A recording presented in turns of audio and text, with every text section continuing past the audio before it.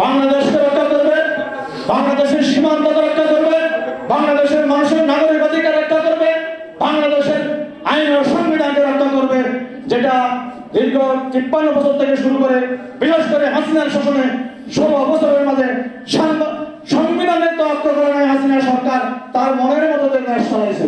অথচ বাংলাদেশে এখন 18 কোটি মানুষ, বাংলাদেশে এমন শিক্ষিত সমাজ রয়েছেন, এমন শিক্ষিত জাতি রয়েছেন যা বিশ্ব চালানোর মতো যোগ্যতা রাখেন।